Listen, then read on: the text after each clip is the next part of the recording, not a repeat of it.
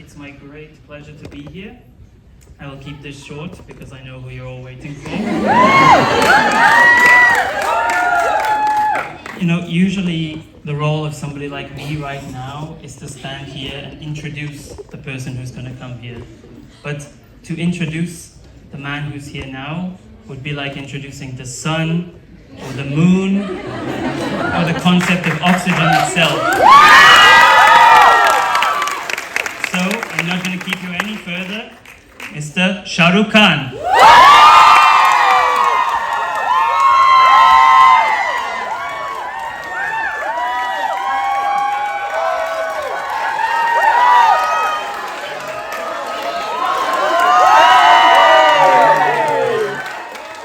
Thank you, Christopher. Thank you very much, everyone. Please settle down.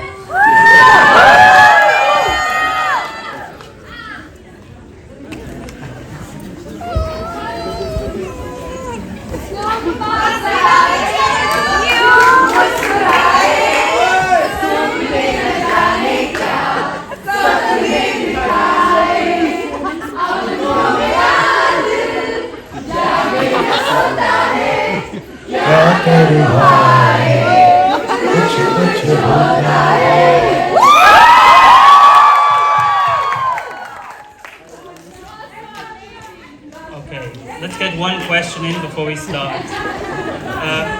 So, Devdas is a story that's been told many times. It's been remade many times.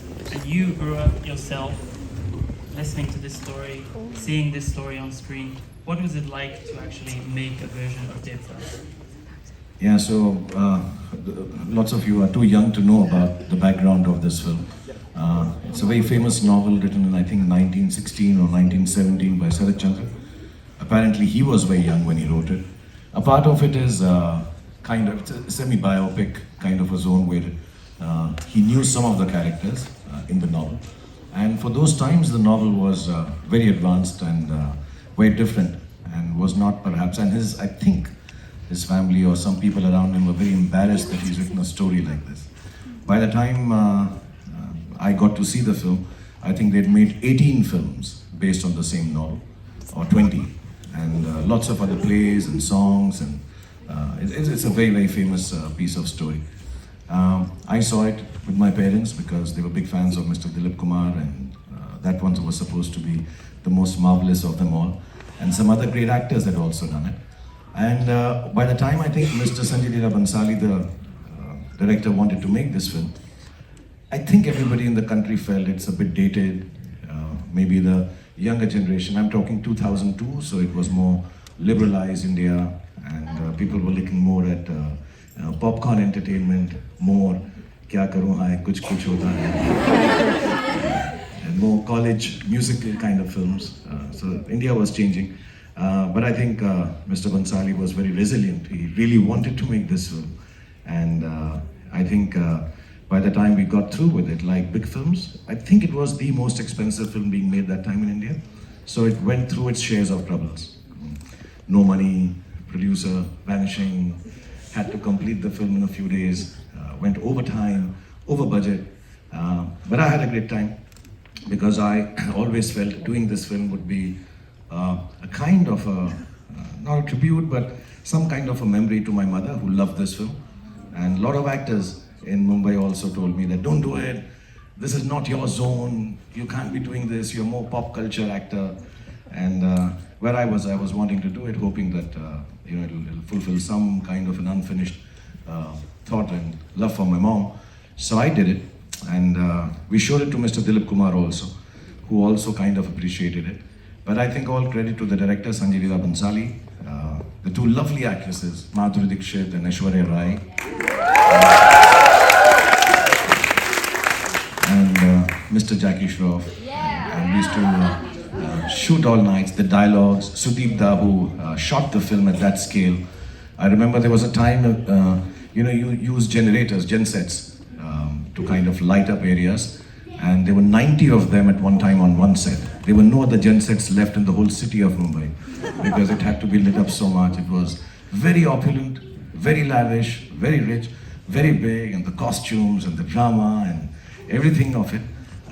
lent itself to be accepted at a very large scale in India. It became a big hit. It was released in other festivals, and I think it's a modern day masterpiece. Thanks due to Mr. Bansali, Aishwarya, Madhuri, Jackie, everybody who was part of it, and a little bit because of me also. I was good in it. You know, for an actor, it always is. You want to play those stock characters. You know, I want to play a guy who's an alcoholic. So for me, it fitted that, and I had never done a film with such an intricate Indian garb. So just as an aside, more often than not, the kurta is very long. If you'll notice, it's period. It's early 1900s. So that's how they dressed up. Very difficult to walk. You know, to keep falling. Many times, and you have to tie it around. And you need a specialist to tie it. After some times when I couldn't tie it because it kept falling off in between the shots. So I got a zipper made. So I had a very modern looking lungi, which is blasphemous, but I couldn't. I was always so worried that it'll fall off while I'm doing the scene, and but it turned out to be one of the best experiences of my life. So much so that we, as a production company, bought the rights of this film back, and I'm very, very proud that it belongs to our company now. And I hope you all enjoy it. It's great.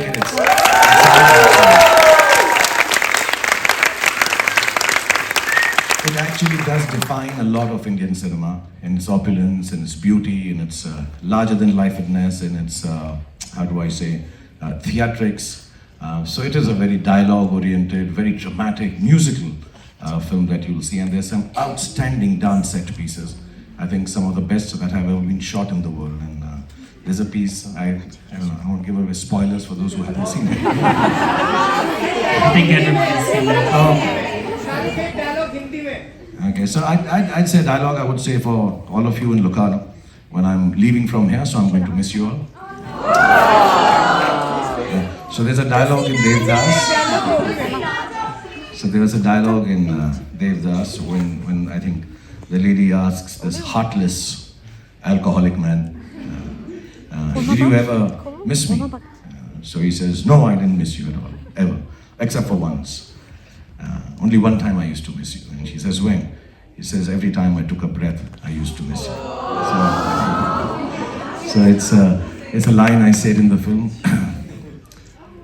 एक बात होती थी तब तुम्हारी याद आती थी जब जब मैं सांस लेता था तब. So I hope you enjoy it, and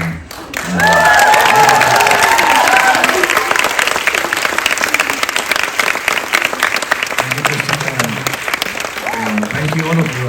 Before I came here, I didn't know how many people would be interested in watching the cinema I've done.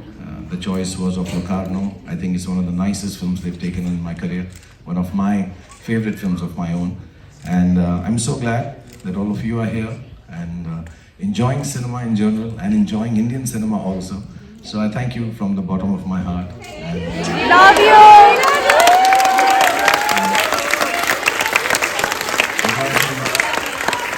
I sometimes, obviously, I don't know you personally, neither do you, but I do want to wish you and pray for your families, your children, your parents.